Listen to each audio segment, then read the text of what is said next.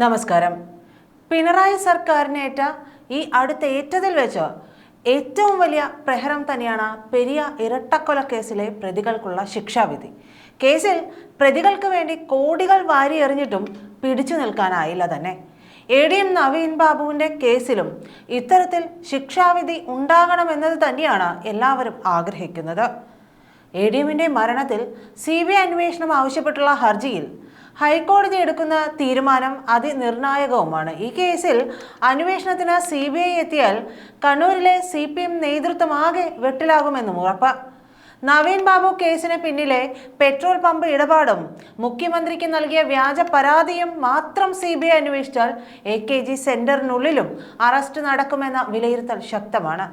പെരിയ കേസുമായി തട്ടിച്ചു നോക്കുമ്പോൾ അതിനുള്ള സാധ്യതകൾ കൂടുതലുമാണ്. പെരിയ കേസിൽ എന്താണ് സംഭവിച്ചത് എന്ന് ആദ്യം നമ്മൾ അറിയണം. 2019 സെപ്റ്റംബർ 30 ഹൈക്കോടതി സിംഗിൾ ബെഞ്ച് ഇരട്ടക്കൊലക്കേസ് അന്വേഷണം CBIക്ക് വിട്ടെങ്കിലും കേസ് ഡയറി അടക്കമുള്ള രേഖകൾ കൈമാറാൻ നേരത്തെ അന്വേഷണം നടത്തിയ ക്രൈംബ്രാഞ്ച് തയ്യാറായില്ല. ഈ കാര്യം ആവശ്യപ്പെട്ട് 6 കത്തുകൾ അന്ന് DGP ആയിരുന്ന ലോക്നാഥ് ബെഹ്റയ്ക്കും ക്രൈംബ്രാഞ്ച് ചുമതലയുള്ള S ശ്രീജിത്തിനും നൽകിയെങ്കിലും അനുകൂല മറുപടി ഉണ്ടായില്ല. കേസ് രേഖകൾ എങ്ങനെ CBIക്ക് കൈമാറണമെന്ന് ഡയറക്ടർ ജനറൽ ഓഫ് പ്രോസിക്യൂഷനോട് നിയമോപദേശം തേടിയിരിക്കുകയാണെന്ന വിചിത്രമായ മറുപടിയാണ് ലോക്നാഥ് ബെഹ്റ CBIക്ക് അന്ന് നൽകിയത്. പിന്നീട് CBI നിർണായക നീക്കം തന്നെ നടത്തി. അന്വേഷണ രേഖകൾ പിടിച്ചെടുക്കുന്നതിനടക്കം അധികാരമുള്ള CRPC 91 നോട്ടീസ് CBI ക്രൈംബ്രാഞ്ചിന് നൽകുകയാണ് ഉണ്ടായത്. ഹൈക്കോടതി ഉത്തരവുണ്ടായിട്ടും സർക്കാരും ക്രൈംബ്രാഞ്ചും സഹകരിക്കാതിരുന്നതോടെ അന്വേഷണവുമായി സ്വന്തം നിലയ്ക്ക് CBI മുന്നോട്ട് പോയി.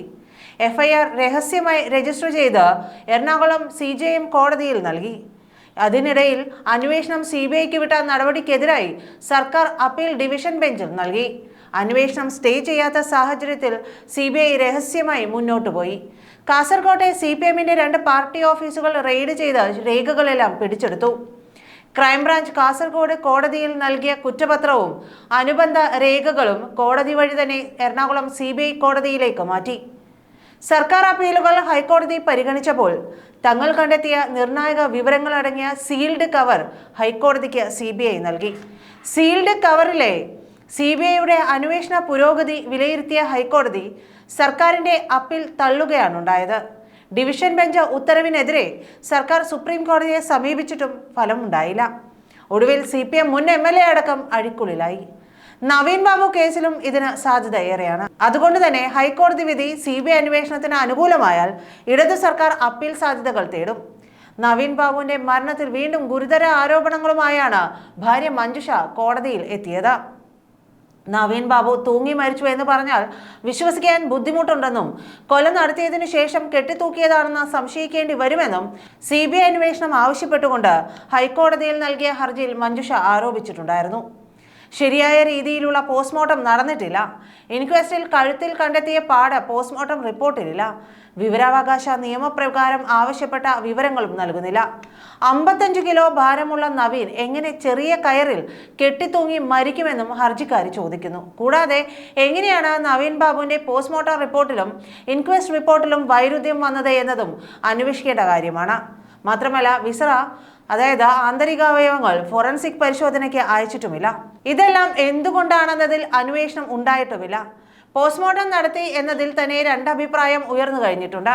പോസ്റ്റ്മോർട്ടം നടത്തിയ ഒരാളുടെ മൃതദേഹം പോലെയല്ല നവീൻ ബാബുവിൻ്റേത് ഉണ്ടായിരുന്നത്. മാത്രമല്ല കേസിൽ ഫോറൻസിക് സർജന്റെ പങ്കും പരിശോധിക്കേണ്ടതുണ്ട്. ഇൻക്വസ്റ്റ് റിപ്പോർട്ട് സാധാരണയായി ഫോറൻസിക് സർജന്മാർ വായിച്ചു നോക്കാറുണ്ട്. എന്നാൽ ഈ കേസിൽ അതുണ്ടായിട്ടില്ല. മാത്രമല്ല പോസ്റ്റ്മോർട്ടം നടത്തിയിരിക്കുന്നതും CPM അനുഭാവിയായിട്ടുള്ള ഡോക്ടറാണ്. ഈ കേസിൽ അറസ്റ്റ് ഉണ്ടാവുകയാണെങ്കിൽ മുഖ്യമന്ത്രിയുടെ ഓഫീസിൽ വരെ അത് നീളാനുള്ള സാധ്യത കൂടുതലാണ്.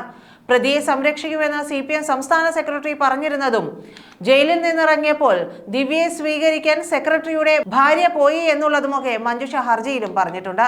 ഈ കേസിൽ CBI അന്വേഷണം വേണ്ടെന്ന നിലപാടാണ് നേരത്തെ തന്നെ സംസ്ഥാന സർക്കാർ സ്വീകരിച്ചിട്ടുള്ളത്.